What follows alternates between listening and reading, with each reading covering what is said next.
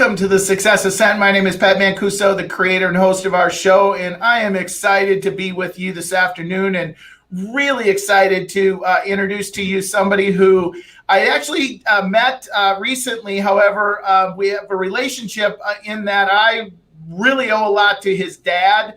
Because without his dad and his dad's education, I would not be the entrepreneur that I am today. So thank you so much, Rick Larson. And of course, Rick Larson is Greg Larson's dad. So I'm really excited to have Mr. Greg Larson with us today. Now, I'm going to introduce Greg in just a second. However, I want to share with you the best way you can help us is to follow us. Subscribe to our show, The Success Ascent, at Apple Podcasts or wherever your favorite sources are. You can also go to www.thesuccessascent.com and subscribe for updates. So let's talk with Greg. So I'm going to do the intro, and then we're going to ask to find out who the real Greg is. So Greg Larson is an author, and he just recently, in fact, we were talking about it just before we started. It's one of Amazon's top sellers in the sports category, if you may. He's the author of Clubbie, a minor league baseball memoir. And in my research, I watched and listened to a few things about it. So I'm really excited to get the tell-all, if you may. He spent 2 seasons as the club attendant in the Baltimore Orioles organization. He's also a stand-up comedian, and he performs regularly in Austin, Texas. He's also the editor and owner of Apollo Media. His clients have been featured in Forbes, Entrepreneur Magazine, USA Today Bestseller, and Wall Street Journal's Bestseller. He's got a Bachelor of Arts in English. He's a ghostwriter, also has an MFA in creative writing from Old Dominion University. So, Greg, welcome to the show. Thanks for having me, Pat.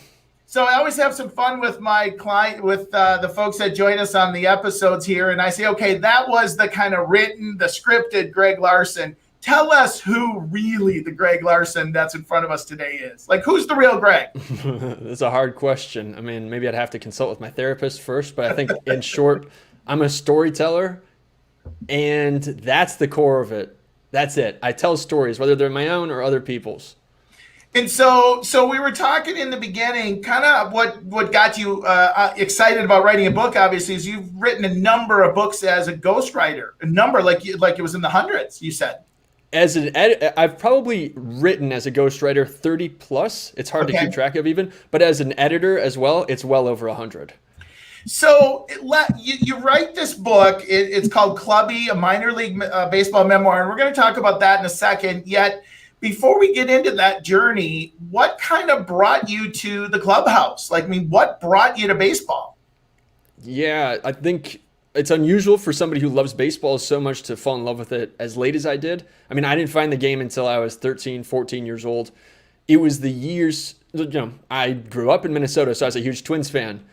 And those years in the early 2000s, the Minnesota Twins were on the brink of contraction, and they were being threatened to be cut out of Major League Baseball.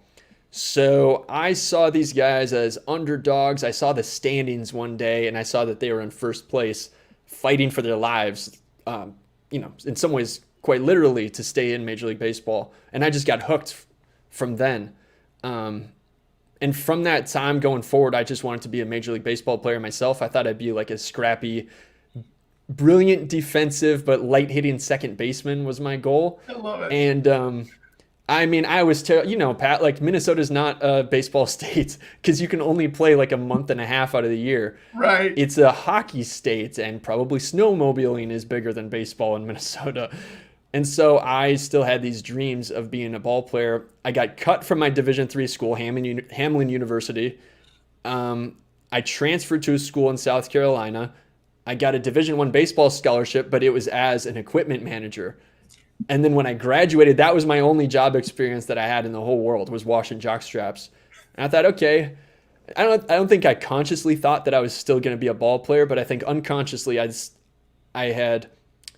there's something inside of me that thought I would still have some Rudy moments where maybe I would have a chance to get on the field and just like steal an at bat. And they say, well, who's this kid from the upper woods of Minnesota? We got to give him a contract. And so I just found myself in that clubhouse as a dude who loves baseball, working in the Orioles organization, and I had no idea what I was getting myself into. So how did that happen? Like, was there an ad in the paper for, Baltimore Orioles clubhouse attendant? Pretty much. I mean, it's such a weird thing because I didn't realize until years after the fact, but those jobs, they usually don't show up in an ad, in a job listing. But I happened to find it in a job listing online. They were desperate. It just so happened that they didn't have anybody to pass that job on to. Because a clubhouse attendant job is usually a highly coveted position that somebody will stay in for years. And, you get to be around future major leaguers, past major leaguers, and the coaching staff and all of these amazing parts of baseball. So they'll get handed down to somebody's nephew or somebody's son or somebody's grandson. Right. It just so happened that my graduating college and my having that experience in college as a clubhouse attendant for my college team just so happened to coincide with the Orioles having that opening. It was a total perfect alignment of the stars. Wow. So you get hired as the attendant, the clubhouse attendant for Baltimore Orioles minor league team. Like, what was that like? You described it. I'd like you to describe it because I know you describe it in the book. And yet it's not the glamorous thing that everybody thinks it is. I mean, in the stadium I was in, now keep in mind, I quite literally lived in the stadium my second year. But so I spent a lot of time is Ripken Stadium, Aberdeen, Maryland, the Aberdeen Ironbirds. They're owned by the Ripken family. And so it's a beautiful stadium and facility. But that world is so... I mean, look, like I realized that the world is not what I thought it was when I saw the salary scale for the players initially, where the guys were making less than $4,500 a year as professional ball players in the Orioles organization. And I, as the guy who's washing their jock straps, I was making 3 times as much as them. And immediately I thought, wow, there's something messed up going on here. And when I saw guys fighting each other over music choices to the point where guys were taking baseball bats to each other's heads, guys were walking out in the middle of games, I was feeding players, wrinkly old hot dogs from the concessions. And these are future major leaguers or potentially future major leaguers. It was so shocking how crappy their lives were. And yet there was constantly this tension of me still wanting to be one of them, thinking, best case scenario, if I had never been cut from my Division III team, if I had never bat .091 in high school, this is my best case scenario and I still want to be them. And then I became part of the system that was taking advantage of them. Like I'd try and scam them for extra money. I'd run schemes to get tips from them, all this stuff. It was a complicated relationship with the game. Yeah. And I know you talked about this a little bit. There's this that twinkle, maybe that one kind of opportunity to make it to the big leagues, and that's what they're there for. And and it's funny that you mentioned hockey. Last night the Wild were playing, and there was a guy who I think it's Luke Johnson. He was in the minors and had somewhere near 300 games, I think it was, in the minors, and he scored his first NHL goal last night. So I mean, it's just that for that one moment to make it to the big leagues and shine. I feel a bit ambivalent when I hear stories like that, because those are the ones inevitably. It's a the success bias, where people think that just because something brought them eventually to success, it doesn't necessarily mean that that's going to work for other people. And so we spotlight sometimes these unreplicable circumstances. So in baseball, we love to tell stories around this mythology around the guy who struggled for years, maybe even decades in the minor leagues. And then after all these years of struggle and turmoil, he eventually gets to the majors, and look at how amazing this success is. And that's very true.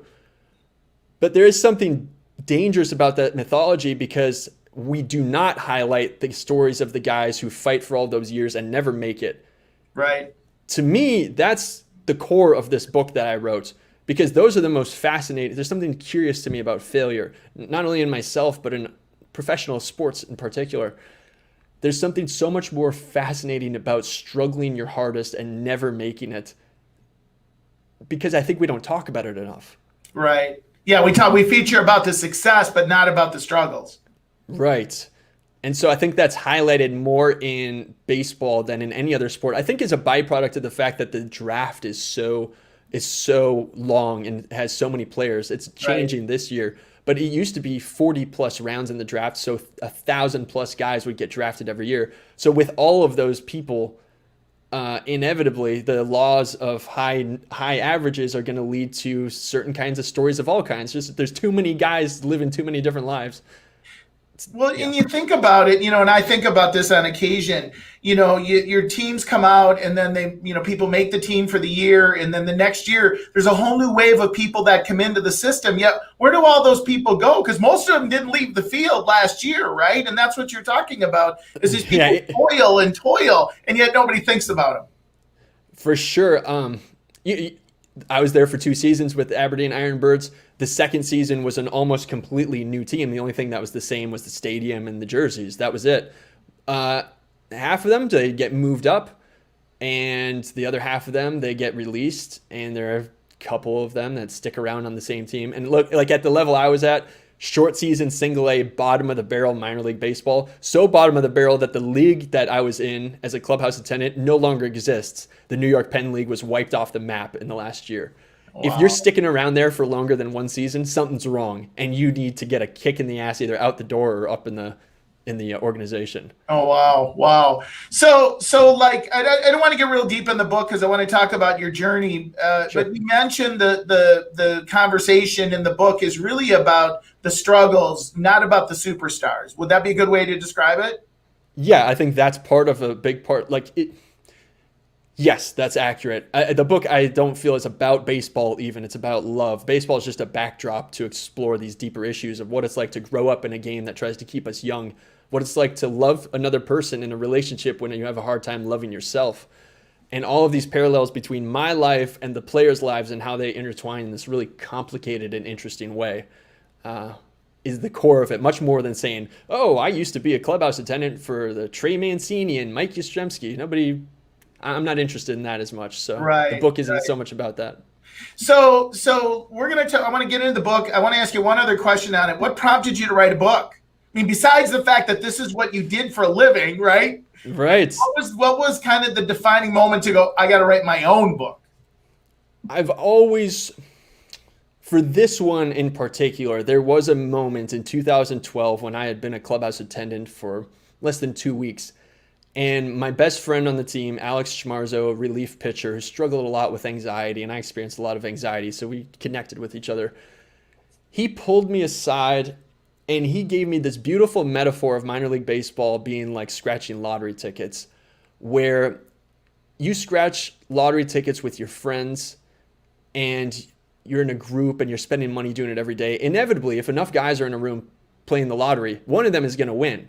And every time you see one of them win, in this case, get moved up in the organization, you think, well, if they can do it, so can I. But then you come back the next day and you pay another $1 and you spend another day and maybe you waste that time that never turns into anything. He said that's what it's like to play short season single A baseball. And I thought, my God, there's some story here.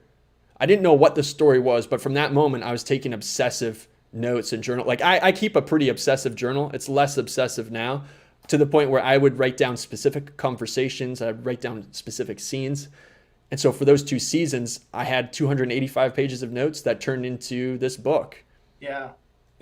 And I know some of the excerpts from the book that I've experienced, it's like you're living there. It's like you're right there in the dugout as if you were experiencing it just through your eyes. So I love that part. So you shared with me before we started, and I really want to talk about this process. So you decide you're going to write a book. You've edited tons of books. You're ghostwritten a number of other books. So this isn't new to you, right? This isn't. When I was writing Clubbie, I hadn't started my ghostwriting career yet. That's the interesting part. Okay. Yeah. Okay. So yeah. Go ahead. Well, so once I started to try and get Clubbie published, that was around the time I started my ghostwriting career, and I put Clubbie on the back burner. And look, it was a 95,000 word draft, and I had agents telling me it was too long. I'd say I got rejected by 100 plus agents, and then I put it on the back burner. Okay, stop right there. You got rejected 100 times. Yes, at least. Those are only the ones that I kept track of in my spreadsheet. There are more, but yeah. So what kept you going? Because entrepreneurs struggle and they get rejected and they hit ceilings, and the successful ones keep going, and obviously you did. So what was the driving force to you to keep persevering? That's a good question, man. I think there was something inside of me that knew that I had a story here that was interesting. It's hard to not sound cliche, but I just had this, no matter how disappointed I got, I still had this burning feeling inside of myself, that this self-belief that just never fully went away. It got dampened, Yeah. but it just never went away. And there's so much in the ethos of publishing that prepares us for failure that I think was also helpful. A lot of it is self-defeating, I think, in the literary world. That's a whole other story. But I think I harnessed that, like, okay, every failure is going to get me closer to a success. But after that 100 plus, again, I have a 95,000 word manuscript, too long. I didn't know it at the time. I start ghostwriting and editing that career, and I completely left Clubbie alone. It was too painful at that point. At that point, I thought that my self-determination was completely extinguished. I was like, well, I'm just going to write other people's books, and maybe one day down the line, someday in decades, years down the line, I'll publish this book. But man, I don't know what triggered me to just say, you know what, screw it, I'm getting back to it. Yeah. I had a mentor, actually, Nikki Van Noy. She gave me the kick in the ass that I needed, because I said that I was going to self-publish the book, and like I've helped a lot of people self-publish, no knock on that. But I felt like self-publishing this book would have been an admission of defeat, because I'd wanted a book contract so bad, much like a baseball player might want a baseball contract, you know? Yep. And so I went to my mentor, Nikki, and she had worked at Random House. She had done a ton of amazing publishing stuff. And she said, how would you feel if you self-published this book? After 100 rejections, I would say I'd given up. And she says, that's because that's exactly what it would be. She's like, look, sometimes it's not she gave me an example of somebody she knew who had been rejected 50 plus times and who had gotten a book deal. And she said, she's not nearly the writer that you are, Greg. So there's no reason that you should be stopping now. You have something here. And that's what got me restarted. I edited Clubbie. Having done all of this ghostwriting and editing for business books, I all of a sudden had like the copywriting ability to cut down about 20,000 words to go with this like literary artistic ability that had gotten me this first draft. And it was like all of these skills that I had honed over the last 5 years all just like came together. I cut the book down. I got rejected in the end, I got rejected by 221 agents and publishers, including my eventual publisher, University of Nebraska Press. They rejected me once before they took me on. Wow. I signed my contract in September of 2019, and the book came out last week. Wow. So they said no 220 people ago, and now, oh, wait, yes, we want to publish it. Of course, but it really wasn't University of Nebraska Press. They rejected that first draft that was like 20,000 words longer. Then I shaved it down, and they're like, "We're with you." Wow, wow. I mean, talk about a story, an entrepreneurial story of perseverance. I know this is a product of love, a project of love. I mean, I could see it. I could, just talking to you and hearing you talk about it and watching the things I did before I interview you, I can tell it just comes from your heart. Yet, as an entrepreneur, I mean, you were working on a project and you basically hit ceilings and you persevered through those. And the thing that I love that you shared, which is common of a lot of successful entrepreneurs, business owners, authors, is there's always a mentor. There's always a coach. There's always somebody in the background, right? That at some moment, the right moment shows up, says the right things, and it really, ignites it. So good for Nikki on putting you in that position and pushing you through. For sure, because like I'm a fiery guy, but everybody has a limit, and I had reached my limit at that point and she just relit that fire, and I don't think I would have done that on my own, quite frankly. So what surprised you? Like it's a question, interesting one. What was different about you doing your own book versus you helping other people do their books? I'm just curious. On the surface, it looks very similar, typing it out on the computer.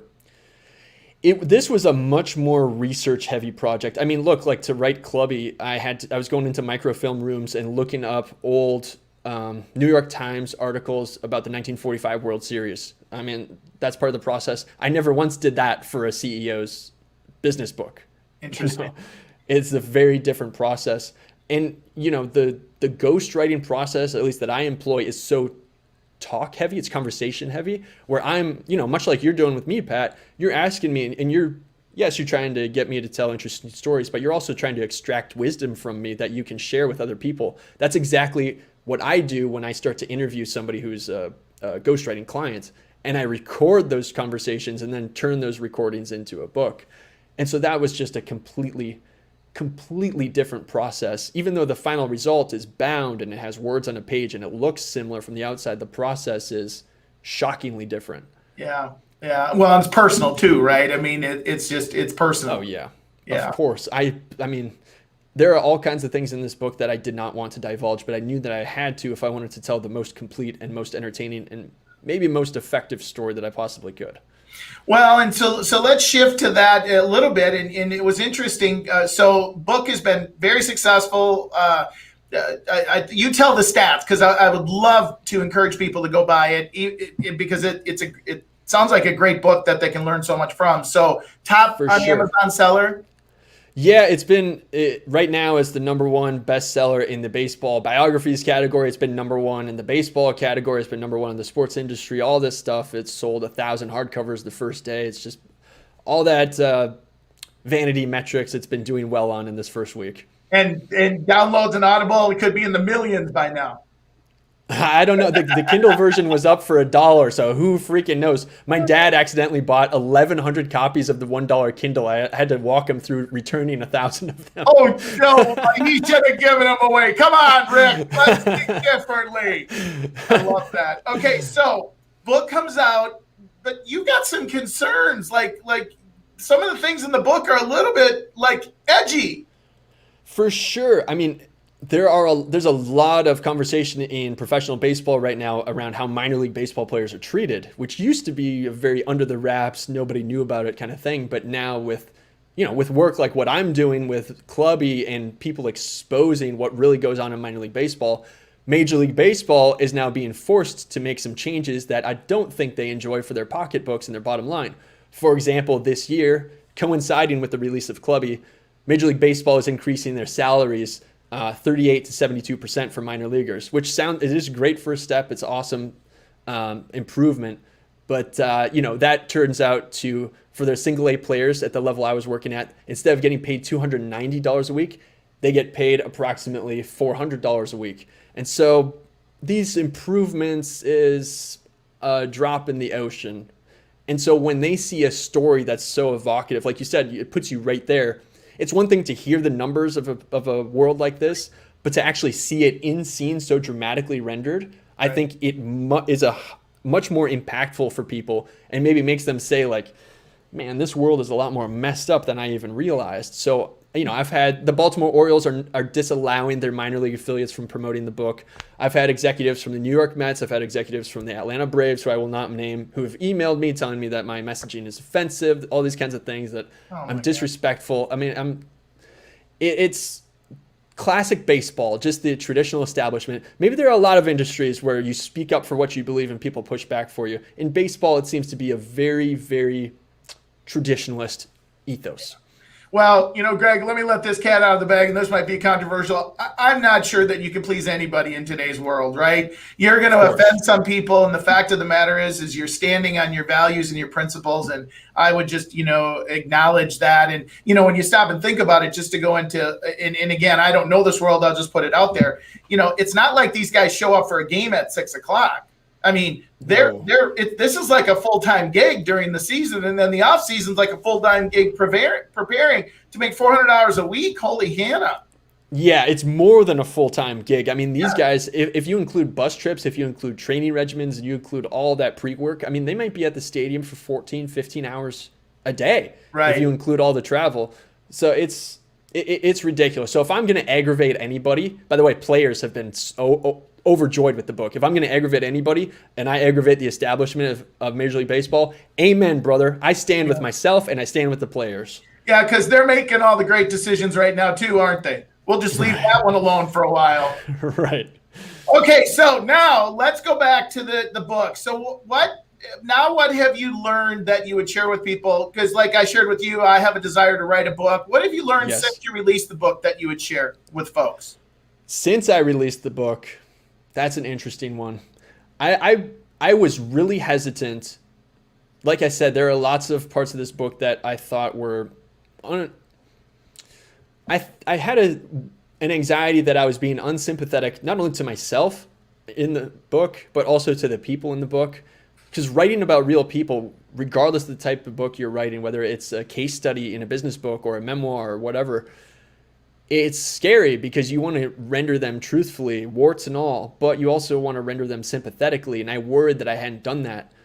So far, every single person who has been characterized in the book has loved how I portrayed them, and they felt it was accurate, and they felt that it was fun and funny, and they loved seeing that reflection of themselves. I think a lot of people writing a book allow that to stop themselves from going as deep as they could. In a way, my book would have been way less impactful if I had pulled punches, so to speak, if I had given a less complete rendering of everybody. And I think that applies to business books and memoirs all over. So I want you to share, before we shift gears here a little bit, I want you to share, because I love in doing the initial research. Tell me about the people smelling the bats. Tell me, because I never knew that. Yes. So there's this strange anomaly that I used to think was only superstition, where if you're a batter, and let's say you get a 95 plus mile an hour fastball straight down the middle, and you take a home run cut at the ball, if you just barely, let's say this is the bat, this pen, and this is the baseball coming at the bat, if you just barely undercut the baseball, what will happen is that the friction of the wood on the bat and the friction of the leather on the baseball will actually increase its velocity as it goes straight back towards the backstop. And what that does, because it's such a momentary and it's such a fast and it's such a barely touching interaction between bat and ball, it will actually create this burning smell. It'll burn the wood of the bat for just a split second. And you can actually see it. It's very rare. I've only seen it happen once in a major league game in the last, 10 years. If a baseball player fouls a ball straight back, you can sometimes see them put their bat up to their nose to smell the burning wood. And I just love those idiosyncrasies of the game, because I grew up loving the game, and I didn't even know that until I became a clubbie. Those just moments that makes baseball so beautiful. Yeah, and some of them we never see because they're not on camera, right? I mean, right. Because the game happens. So let's shift gears, Greg, and let's talk about your success journey. So I always ask my guests, what's the best advice you've ever been given that hopefully you follow in your success journey? Yeah. As I was writing the first draft of Clubbie, I was a graduate student at Old Dominion University, and I would write in the library. 2,000 words per day was my goal, which I'd gotten from a Stephen King book on writing. And I was sitting there just staring at the page, and I was struggling to get my 2,000 words for the day. And, I had my hand on my chin, just staring, furrowed brow at the screen. And another mentor of mine, Beth Vincelette, who had been a boss of mine at the university, she just walked past. I hadn't seen her in weeks, but she walked past. She did not say hello to me. She did not say, how are you doing? She did not say, it's good to see you. She just walked right past, and she just said, almost over her shoulder, she said, don't think so hard, and just kept on walking. And it's like she knew that I can get in my head, especially on the page. And there's so much nested in that comment of get out of your own way. You're a creator. You're a storyteller. Just allow yourself to do it. Don't think so hard. She was really telling me to trust my unconscious mind and to trust my instincts on the page. That is some of the best creative advice I've ever gotten. Just that one sentence over the shoulder. Wow. Yeah, because there's so many things that would come into that, right? Of course. I mean, what doesn't that apply to as well? Yeah. Okay, so I'm gonna actually throw you a curveball. Okay. Because I love your dad. What's the best advice Rick's ever given you? I can tell. I can think of a couple of things. Okay, here's one. Because by the way, Rick is one of the smartest people that I know. One of the smartest people that I know. And a lot of people don't know how much he's impacted real estate, both in Minnesota and now in Florida, and in fact, the country. So I wanted to throw you a curveball because I love Rick. And so of course, I want to hear great advice. I'm going to tell you the one that he would like me to tell, and I'm going to tell you the one that he would not like me to tell. They're both equally impactful for me. Good. Here's the one that he would like me to tell that I think is great, relationships-wise. He once told me, when I was thinking about hiring a graphic designer for something related to Clubbie, I asked my dad if I should go with this person that I know who was going to be more expensive or this person that I didn't know online who would be cheaper. And he said to me, I mean, he told me a long story around it. My dad's a great guy. If you ask him the time, he'll tell you how to build a watch. But he told me this long story. He said, you don't have a bank, you have a banker. As in, getting the cheaper price with somebody is not nearly as important as building a relationship with somebody. In the story that he gave me, having a banker that might change institutions, that you always have that banker. And I love that. I live, especially as a CEO of a ghostwriting firm, and especially as somebody who does a lot of design work and a lot of creations, right. I have used that idea in every aspect of my working life. Now, here's the piece of advice that I don't think he would like me to share. I was struggling making friends. By the way, Greg, this is why I do these podcasts, because this is what I love. I love it. It's all been leading up to this, Pat. Yep. I was struggling to make friends my freshman year of college, and I just, if everybody around you is the asshole, you're the asshole. It was one of those things where I was like, these people are jerks, all this stuff. And my dad said, you don't have to go out of your way to give people love or time or attention. He said, all you need to do is give them a chance. And if they take that chance and they show you that they're good people, then you can build a relationship with them. Yeah. And if you give them that chance and it turns out that they are assholes, then try to sell them something. I was like, I love that. That stuck with me as well. Love that. Well, you know what? For anybody who knows Rick, I think that relationship comment about what he told you the first time is dead on, because if anybody knows Rick, he is all about building relationships. So I'm so glad that you shared that. I love that. So let's flip it upside down. What's the worst advice you've ever been given that hopefully you didn't follow? I think I did not follow this. I had a professor, again, it goes back to the literary and writing world. There are a lot of self-defeating mentalities that are sometimes difficult to overcome.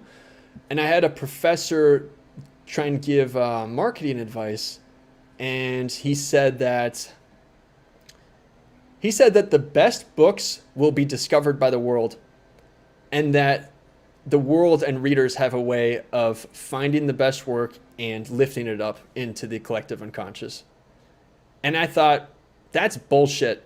That is so not true. Because I think especially in artistic endeavors, in creative endeavors, and being a CEO is a very creative endeavor, it is not always a meritocracy. Right. You do have to be talented, and you do have to know what to do. But there's a baseline where you only have to be good enough. And from there, it's just effort. Like I was not the best writer in my program, not even in my cohort. I was maybe the third or fourth best writer. I happened to be experiencing a lot more success than a lot of those people, not because I'm a more skilled artist than them or I'm more creative than them, but because I refuse to give up.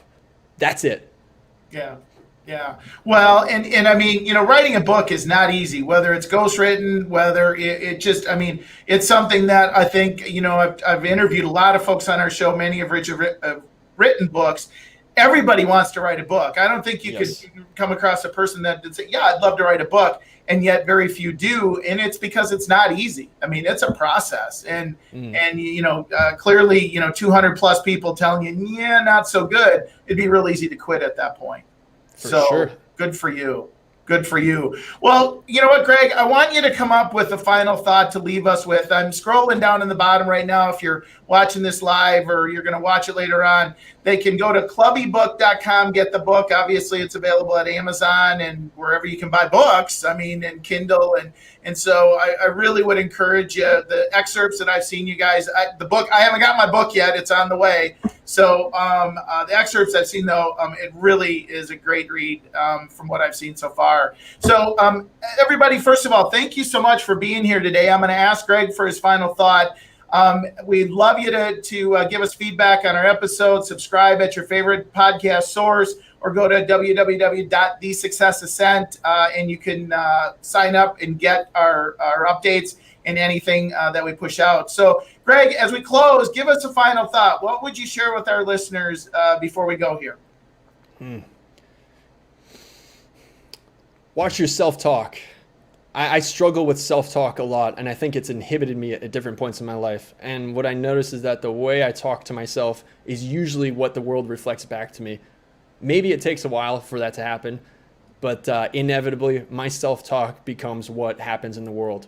And I think that too often, especially entrepreneurs, especially people who are incredibly successful, what drives them to success is sometimes a self-loathing that they're trying to overcome, which is absolutely beneficial, but it can become too much. Yeah. Love yourself and reflect it in how you talk to yourself. Yeah, those we have stories we tell ourselves, and they're either true stories or not true stories, and yet some limit us and some help us drive through those ceilings. So what a great thought to leave us with. Well, listeners, you know what? Go out and buy Greg's book. If you need help in the ghostwriting and publishing, I'm pretty sure that Greg can help you with that as well. So thanks so much, Greg, for being here today. As I end all of our shows with, be healthy, be happy, be safe. Have an awesome day, everybody. Take care. See you later, Greg. Thank you.